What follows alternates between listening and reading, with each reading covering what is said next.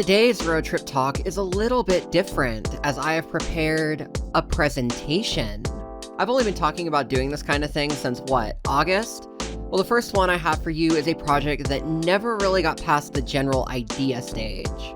See, this is a solar updraft tower, as featured in Cities Skylines.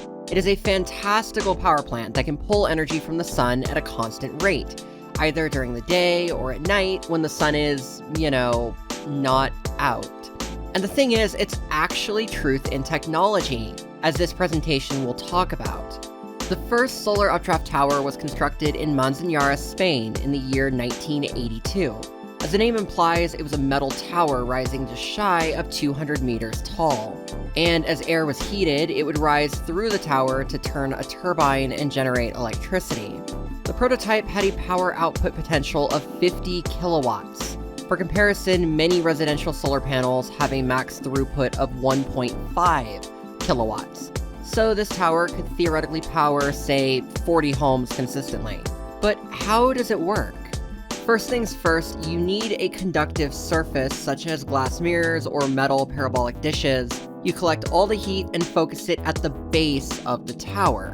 When the air reaches the top of the tower, it cools down, it becomes denser, and it forms a slight vacuum. This vacuum allows heated air to be drawn in faster and faster over time. When the air is sufficiently fast enough, it spins wind turbines, and that's what generates electricity. It is stupidly simple, and as a matter of fact, the first solar power plants used literally the same technology just to heat water into steam. The reason air is used here instead of water is because water has a higher specific heat and a high heat of vaporization before it can even become steam. To put it in perspective, a solar water tower would need to heat the water to well over 100 degrees Celsius, while a solar updraft tower can achieve similar results at temperatures of around 77 degrees Celsius. That's what I found during my research anyway. Now, it all sounds well and dandy until you try to scale that technology. So let's say instead of a 50 kilowatt tower, you wanted a 100 megawatt or 100,000 kilowatt tower. The tower would need to be 1,000 meters tall, you'd need 20 square kilometers of mirrors in order to make it work, and in the end, you could spend upwards of $1 billion on the project. And in the 21st century, development of solar photovoltaic cells became a lot more efficient due to materials used, making them the better option. But that is not to say the solar updraft idea is dead. After all, solar panels have their own issues. The materials required can be quite rare and valuable. The machining process is very particular. And of course, there is the issue of them not working at night. A solar updraft tower works at night because that air can remain heated for several hours, often lasting through the night entirely. And so, in hopes of addressing the design challenges, we have to set the following goals. The tower has to be made shorter by any means necessary. The thermal requirements need to be reduced in order to increase the total efficiency, as this will reduce the required land area for things like mirrors and parabolic dishes. And perhaps most importantly, we need a means of transferring heat and forming convection currents that are more efficient than ambient air. This means looking at different liquids and gases. In order to understand the process, we need to go back to some high school level chemistry. Although in America, most students graduate high school without even taking a chemistry class, so what does that tell you? This is thermal expansion made simple. Heat is the kinetic motion of particles. These can be atoms, molecules, whatever. Heat always moves from the hotter object to the colder object, and this continues until equilibrium is reached. The flow of heat can be made faster by concentrating the kinetic flow. This is often done by increasing the surface area of whatever is being heated, but more on that later. And the inverse is also true, in that objects cool more slowly when they cannot concentrate the flow of kinetic energy. All of this has to do with something known as the specific heat of a substance. Are y'all bored yet? Because we're just getting started here. Gases usually have lower specific heats than liquids or solids do, meaning they heat up very quickly relative to their physical mass. When gases heat up, they expand to take on a larger volume and a higher pressure. But because gases are non-uniform, they heat unevenly. The parts of a gas closest to the heat source will heat up faster, but the further away that gas is from the heat source, the the harder it is to heat up. And when it gets time for that gas to cool, the further away it is from something it can divert its energy into, the longer it's going to take to cool. This is an odd concept, I'm sure, but imagine that air is sitting in the shape of a ball inside of a box. The outermost edges of the air are always colliding with the surface of the box, so they are cooling down, but the central mass of the air is colliding with itself. If it is at equilibrium, meaning all the same temperature, then it cannot realistically increase or decrease its temperature relative to itself. The entire mass needs to collide with the box, and it just can't seem to do that.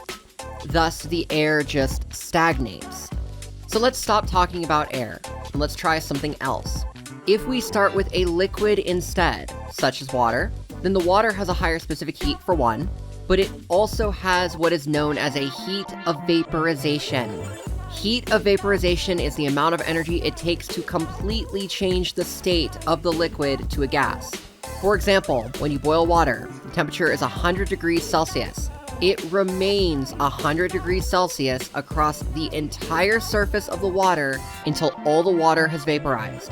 Only then does it start to increase in temperature again and to expand thermally. And when that water vapor condenses, it is going to release all of that same energy.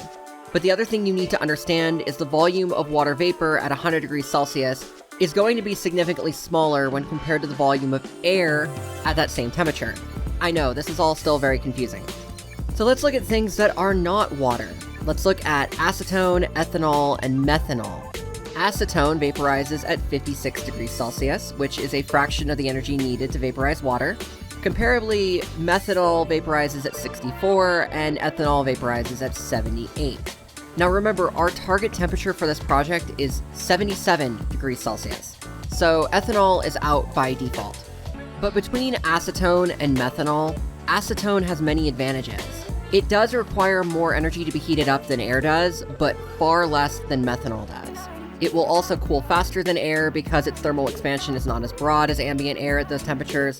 So if the theory holds true, you can heat it up and cool it down with a much smaller tower, while still building up the gas pressure to turn a mechanical turbine and generate electricity. And there are some other good things about using acetone. It is safer to handle than methanol, and it is incredibly cheap because we produce a lot of it in this country. The only downsides are it should not be exposed to UV light or oxygen for extended periods of time. Acetone, when exposed to UV light, breaks down into methane and ethane, which we don't want. And when the vapors mix with oxygen, it can catch fire. Therefore, an ideal system would be a closed-loop, potentially underground system, where pure nitrogen is introduced to serve as the distribution medium. As the acetone is heated in its holding tanks, it becomes a gas, it builds pressure, and then it shoots up the tower to turn the turbine. It then heats the nitrogen to cool itself down, before condensing back into liquid acetone. I hope all that made sense, because it made sense to me, kind of. But if you're going to heat it underground, you now need a conductive element you can focus the heat into.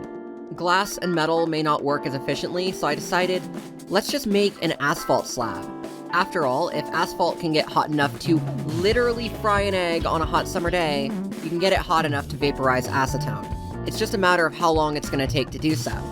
The rate of solar heat transfer for asphalt depends on its surface area and its thickness. At a minimum thickness of 5 centimeters, it will gain 1 degree Celsius in less than 10 minutes. And this will continue until the sun goes down. Now, I wanted to compensate for every potential issue here, so I overcompensated for the amount of thermal energy needed. I insisted that the asphalt needs to reach a temperature of 167 degrees Celsius, which would be hotter than what's needed to boil water, in order to heat a comparable mass of liquid acetone to 77 degrees Celsius. And this is where I decided to use GPT-4 to do some wacky math. So let's say you had a slab of asphalt 5 centimeters thick with a surface area of 20 square meters, and you use that to heat up approximately 780 gallons of acetone. It would take you probably around the entire day to do so if you're using only the sun. And that's a problem because when the sun goes down, that asphalt is going to cool in a matter of hours. So I decided let's set a goal of trying to heat the asphalt to 167 degrees Celsius in 3.5 hours or less.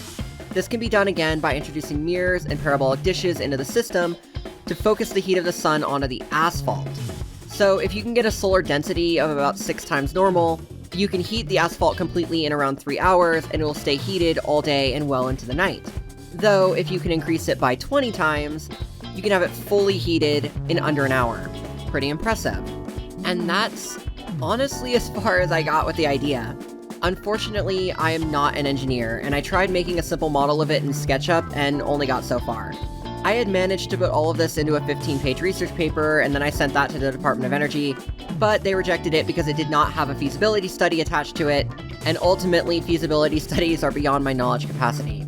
But I didn't want the idea to die, so I figured I'd talk about it on YouTube, and if someone smarter than me could find all the flaws and make it work, they'd probably become very rich very quickly. But yeah, that's my Rooster Talk for today. Thank you so much for watching or listening, and I'll see you around.